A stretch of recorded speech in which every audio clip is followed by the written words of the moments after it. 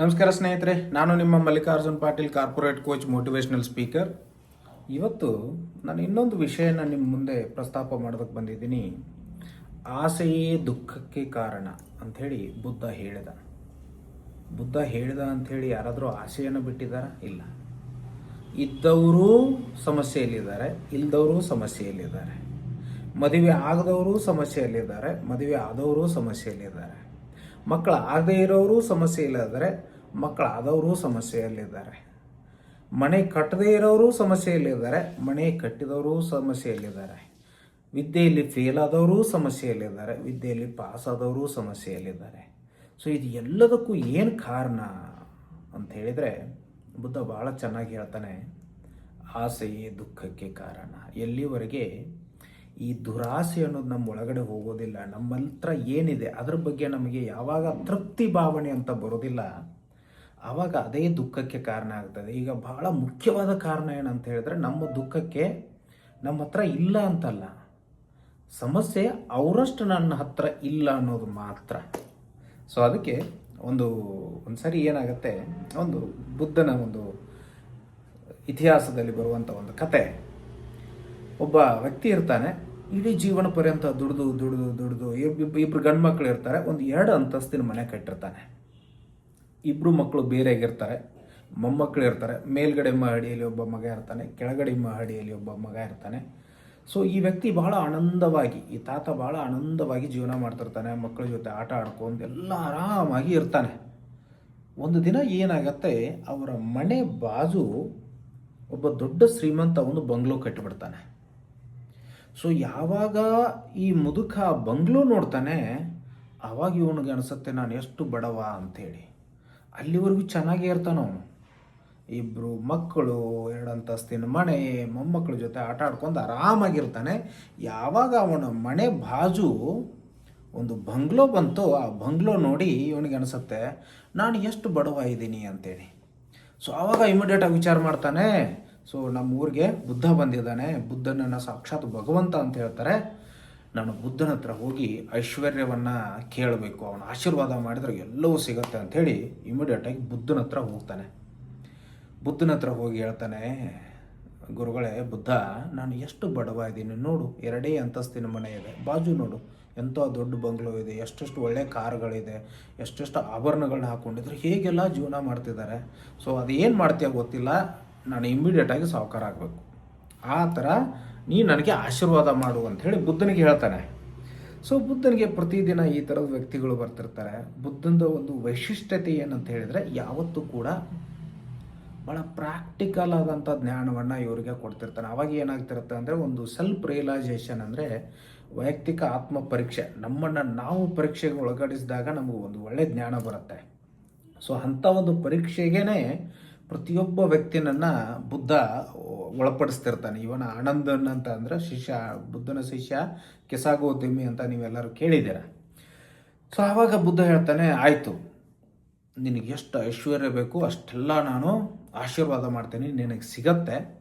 So ನೀನು ಏನು ಮಾಡಬೇಕು ಅಂತ ಹೇಳಿದ್ರೆ, ನಿನಗೆ 15 ದಿನ ಸಮಯ ಕೊಡ್ತೀನಿ.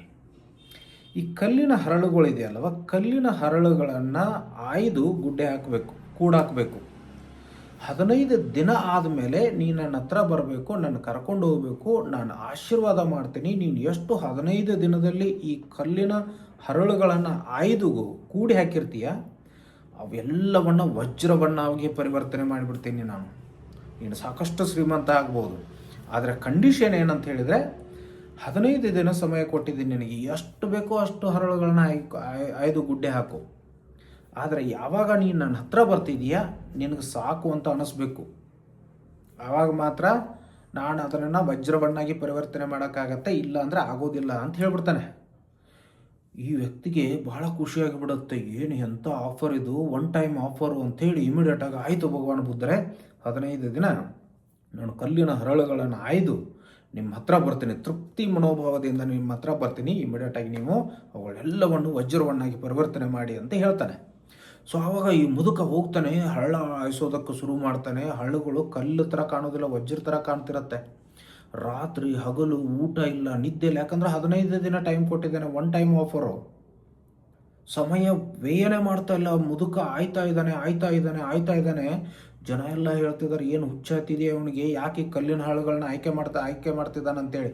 ಯಾರಿಗೂ ಹೇಳ್ತಲ್ಲ, ಹೇಳಿದ್ರೆ ಅವರು ಕೂಡ ಹೋಗಿ ಬುದ್ಧನ ಹತ್ರ ಆಶೀರ್ವಾದ ತಗೊಂಡು ಅವರು ಶ್ರೀಮಂತ ಆಗಿಬಿಡ್ತಾರೆ. ನಾನು ಒಬ್ಬನೇ ಶ್ರೀಮಂತ ಆಗಬೇಕಂತ ಹೇಳಿ ಈ ಮುದುಕ 15 ದಿನ ಆಯ್ತಾನೆ 15 ದಿನ ಹೋಗಿದ್ದೇ ಗೊತ್ತಾಗೋದಿಲ್ಲ ಅವನಿಗೆ. ಪ್ರತಿಯೊಂದು ಹರಳು ಕೂಡ ವಜ್ರ ಥರ ಕಾಣ್ತಿರತ್ತೆ. 15 ದಿನ ಆದ್ಮೇಲೆ ಬುದ್ಧ ಬರ್ತಾನೆ, ಅಲ್ಲಪ್ಪ ಇವತ್ತೇ ಲಾಸ್ಟು, ಇನ್ನೂ ಬಂದಿಲ್ಲಲ್ಲ ನೀನು ಅಂತಾನೆ. ಅವಾಗ ಹೇಳ್ತಾನೆ, ಭಗವಾನ್ ಬುದ್ಧರೇ, ಎಷ್ಟು ಆಯ್ದರೂ ಕೂಡ ಸಾಕಂತ ಅನ್ನಿಸ್ತಾ ಇಲ್ಲ ಭಗವಂತ, ಇನ್ನೂ ಆಯ್ಕೋಬೇಕು ಅಂತ ಅನ್ನಿಸ್ತಾ ಇದೆ. ನಿನ್ನ ಕೈ ಮುಗಿತೀನಿ, ನನಗೆ ಇನ್ನೊಂದು 3 ದಿನ ಟೈಮ್ ಕೊಡು. 3 ದಿನ ಹರಳುಗಳನ್ನ ಆಯ್ದು ಗುಡ್ಡೆ ಹಾಕ್ತೀನಿ, ನನಗೆ ಡೆಫಿನೆಟ್ಲಿ ಸಾಕಂತ ಅನಿಸುತ್ತೆ, ನಿಮ್ಮ ಹತ್ರ ಬರ್ತೀನಿ ಅಂತಾನೆ. ಆವಾಗ ಬುದ್ಧ ಹೇಳ್ತಾನೆ, ಸರಿ, ಇನ್ನೂ 3 ದಿನ ಸಮಯ ಕೊಡ್ತೀನಿ ನಿನಗೆ, ಆದರೆ 3ನೇ ದಿನ 5 ಗಂಟೆಗೆ ನಾನು ಬೇರೆ ಒಂದು ಊರುಗಳಿಗೆ, ಅಂದರೆ ಲೋಕಾಂತರವಾಗಿ ನಾನು ಹೋಗಬೇಕಾಗಿದೆ. ನಾನು ಈ ಆಶ್ರಮದಲ್ಲಿ 5 ಗಂಟೆವರೆಗೆ ಇರ್ತೀನಿ. ನೀನು ಅಷ್ಟರಲ್ಲಿ ನನ್ನ ಹತ್ರ ಬಂದರೆ ನಾನು ಇವನ್ನೆಲ್ಲವನ್ನು ವಜ್ರ ಮಾಡ್ತೀನಿ, ಇಲ್ಲ ಅಂದರೆ ಇಲ್ಲ ಅಂತಾನೆ. ಆದರೆ ನೆನಪಿಡು, ನೀನು ನನ್ನ ಹತ್ರ ಬರಬೇಕಾದ್ರೆ ನಿನಗೆ ತೃಪ್ತಿ ಮನೋಭಾವನೆ ಇರಬೇಕು, ಸಾಕು ಅಂತ ಅನಿಸಿರಬೇಕು. ಸರಿ ಅಂಥೇಳಿ ಮತ್ತೆ ಆಯ್ದೋದಕ್ಕೆನ ಹಳ್ಳುಗಳನ್ನ ಆಯ್ಕೊಳ್ಳೋದಕ್ಕೆ ಶುರು ಮಾಡ್ತಾನೆ. ಓಕೆ, 3 ದಿನ ಆಗುತ್ತೆ, 3 ಗಂಟೆ ಆಗುತ್ತೆ. 3 ಗಂಟೆ ಆದಮೇಲೆ ಇಮಿಡಿಯೇಟಾಗಿ ನೆನಪಾಗುತ್ತೆ, 5 ಗಂಟೆಗೆ ಭಗವಾನ್ ಬುದ್ಧರು ಹೋಗೋರು ಇದ್ದಾರೆ, ಈಗ ಆಯ್ದಿದ್ದು ಸಾಕು, ಈಗ ಇಮಿಡಿಯೇಟಾಗಿ ಬುದ್ಧರ ಹತ್ರ ಹೋಗಬೇಕು ಅಂಥೇಳಿ ಇಮಿಡಿಯೇಟಾಗಿ ಬುದ್ಧನ ಹತ್ರ ಹೋಗೋದಕ್ಕೆ ಸ್ಟಾರ್ಟ್ ಮಾಡ್ತಾನೆ. ಯಾವಾಗ ಹೋಗ್ತಿರ್ತಾನೆ, ಹಾದಿ ಅಂದರೆ ಅವನೇನು ಹಾದಿಯಲ್ಲಿ ಹೋಗ್ತಿರ್ತಾನೆ, ಆಜು ಬಾಜು ಹರಳುಗಳು, ಅದ್ಭುತವಾದಂಥ ಕಲ್ಲಿನ ಹರಳುಗಳು ಬಿದ್ದಿರ್ತವೆ. ಯಾವಾಗ ಅವನು ನೋಡ್ತಾನೆ ಮತ್ತು ಬೇಕು ಅನಿಸುತ್ತೆ. ಆವಾಗ ಅನಿಸುತ್ತೆ ಇನ್ನೊಂದು ಚೂರು ಆಯ್ದು ಹೋಗಿಟ್ಟು ಬರೋಣ ಅಂಥೇಳಿ ಆಯ್ಕೋತಾನೆ. ಹೋಗಿಟ್ಟು ವಾಪಸ್ ಬರ್ತಾನೆ, ಮತ್ತೆ ಹರಳುಗಳು, ರೋಡ್ ಅಂದಮೇಲೆ ಕಲ್ಲಿನ ಹರಳುಗಳು ಇದ್ದೇ ಇರುತ್ತೆ. ಸೊ ಮತ್ತೆ ಹರಳುಗಳು ಕಾಣುತ್ತೆ.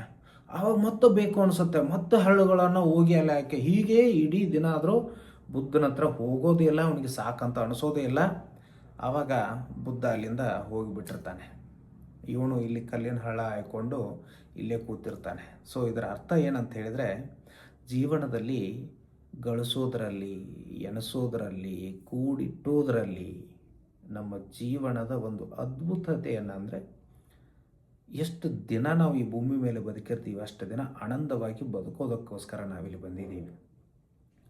ಇನ್ನೊಬ್ಬರು ನೋಡ್ತಾ ನಾವೊಂದು ಅತೃಪ್ತ ಮನೋಭಾವನೆ, ನಮ್ಮನ್ನು ನಾವು ಟಾರ್ಚರ್ ಮಾಡಿಕೊಂಡು ಇನ್ನೊಬ್ರಿಗೆ ಕೆಟ್ಟದ್ದನ್ನು ಬಯಸ್ತಾ ಈ ಥರ ಜೀವನ ಮಾಡೋದಂತ ಹೇಳಿದರೆ ಅದಕ್ಕೇನು ಅರ್ಥ ಇರುತ್ತೆ ಹೇಳಿ? ಒಂದು ಜೀವನದಲ್ಲಿ ತೃಪ್ತಿ ಇರಲಿ. ಏನಿದೆ ಅದ್ಭುತವಾಗಿದೆ ನಿಮ್ಮ ಜೀವನದಲ್ಲಿ. ಒಬ್ಬ ಒಳ್ಳೆಯ ತೃಪ್ತಿ ಇರುವಂಥ ಮನುಷ್ಯನೇ ಒಂದು ಒಳ್ಳೆಯ ದೇಶವನ್ನು ಕಟ್ಟೋದಕ್ಕೆ ಸಾಧ್ಯ, ಒಂದು ಒಳ್ಳೆಯ ಜೀವನವನ್ನು ಮಾಡೋದಕ್ಕೆ ಸಾಧ್ಯ ಅಂತ ಹೇಳ್ತಾ ನನ್ನ ಈ ಒಂದು ವಿಡಿಯೋವನ್ನು ಮುಗಿಸ್ತಾ ಇದ್ದೀನಿ. ನನ್ನ ವಿಡಿಯೋನ ಇದುವರೆಗೆ ಕೇಳೋದಕ್ಕೆ ತಮ್ಮೆಲ್ಲರಿಗೂ ಧನ್ಯವಾದ. ನಿಮಗೆ ಈ ವಿಡಿಯೋ ಇಷ್ಟ ಆದರೆ ನಿಮ್ಮ ಫ್ರೆಂಡ್ಸ್ಗೆ ಶೇರ್ ಮಾಡಿ, ಸಬ್ಸ್ಕ್ರೈಬ್ ಮಾಡಿ ನನ್ನ ಚಾನಲ್ಗೆ ಅಂತ ಹೇಳ್ತಾ ಮತ್ತೊಮ್ಮೆ ತಮ್ಮೆಲ್ಲರಿಗೂ ನಮಸ್ಕಾರ.